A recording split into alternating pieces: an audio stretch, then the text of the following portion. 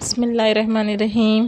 کباب کی خوشبو شہزاد کی بھوک میں اضافہ کر رہی تھی، لیکن وہ صرف حسرت سے لوگوں کو کباب کھاتا دیکھ سکتا تھا۔ اپنی بڑی سی گاڑی میں بیٹھے سیٹ پلیٹ بھر کر سیخ کباب اور شامی کباب گرم روٹی سے کھا رہے تھے۔ ان کا بیٹا شہزاد کا ہم عمر ہوگا، ملائی بوٹی سے لطف اندوز ہو رہا تھا اور وہ اکثر اس ہوٹل پر آتے تھے۔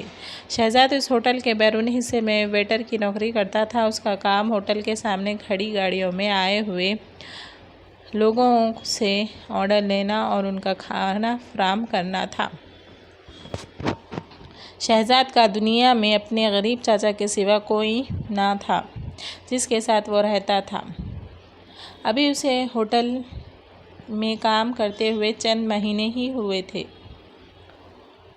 اسے معمول کی تنخواہ ملتی تھی، جس سے جیتے جیسے تیسے گزارا ہو رہا تھا۔ جس ہوٹل میں وہ کام کرتا تھا وہاں کا کھانا بہت مہنگا تھا۔ شہزاد وہ کھانا خرید کر تو ہرگز نہیں کھا سکتا تھا، البتہ اگر کبھی کبھی ہوٹل کے مالک خوش ہوتے تھے تو تمام نوکروں کو کھانا کھلا دیتے تھے، لیکن ایسا بھی مہینے میں ایک آدھ بار ہی ہوا کرتا تھا۔ شہزاد کی خواہش تھی کہ وہ بھی امیر ہو اور کھانا خرید کر کھائے۔ کوئی ویٹر اس کو بھی بڑے ادب سے کھانا پیش کرے، اس کا حکم مانے، لیکن اس کی یہ خواہش پوری ہوتی نظر نہیں آ رہی تھی۔ وہ احساسِ کمتری کا شکار ہوتا جا رہا تھا۔ سیٹھ فرید کو حسرت سے دیکھ کر سوچ رہا تھا کہ یہ کتنے خوش نصیب ہیں اور میں کتنا بد نصیب ہوں۔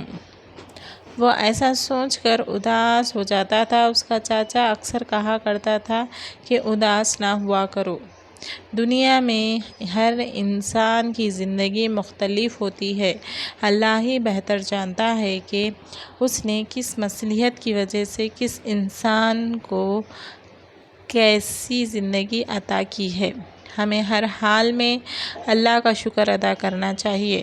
وہ پوچھتا، لیکن چاچا ہم ہی غریب کیوں ہیں؟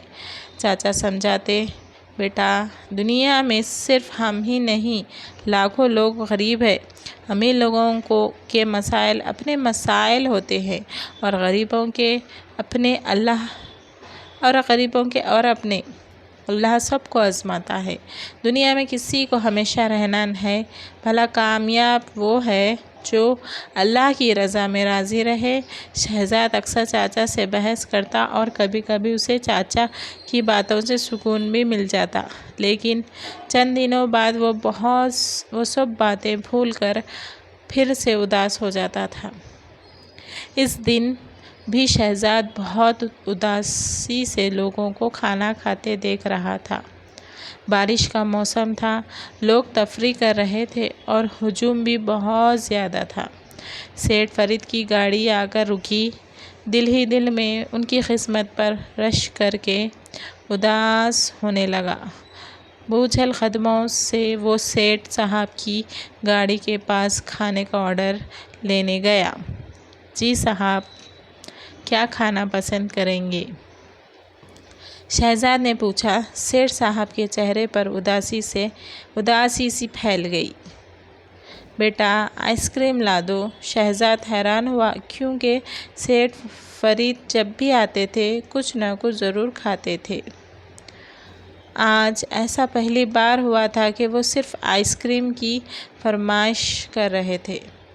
اسی دوران ہوٹل کے مالک، جو کہ سیٹھ فرید کے دوست تھے، وہ بھی وہاں پہنچ گئے۔ کہا، فرید صاحب آج صرف آئس کریم سے پیٹ بھریں گے کیا؟ سیٹھ فرید کی اداسی میں مزید اضافہ ہو گیا اور گویا ہوئے، بس بہت کھا پی لیا، اب تو صرف ہم آئس کریم ہی کھا سکتے ہیں۔ وہ کیوں؟ خیریت؟ قمر صاحب نے حیرت سے پوچھا۔ کیا بتاؤں قمر صاحب؟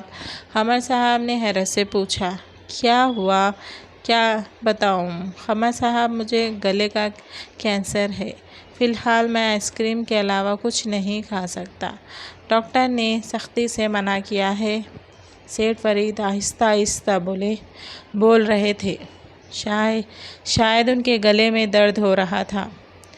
شہزاد نے آنکھیں پھاڑ کر حیرت سے سیٹھ فرید کی بات سنی اور آئس کریم لینے چل پڑا۔ سیٹھ فرید اپنا حال بیان کر رہے تھے اور شہزاد کے ذہن میں چاچا کی باتیں گونج رہی تھیں کہ اللہ سب کو آزماتا ہے۔ شہزاد کے پاس دنیا کی سب سے بڑی دولت صحت تھی۔ اچانک اسے لگا کہ وہ سیٹھ فرید سے بھی زیادہ امیر ہو گیا ہے۔ تو دیکھا آپ نے، اللہ تعالیٰ پر توکل رکھنے سے کتنی بڑی پریشانی سے نجات ملتی ہے۔ اور ہم سوچتے ہیں کہ ہمارے پاس کچھ نہیں ہے، لیکن اللہ تعالیٰ کا دیا ہوا ہمارے پاس سب کچھ ہے۔ اسی لیے ابھی کہے الحمدللہ، شکر الحمدللہ۔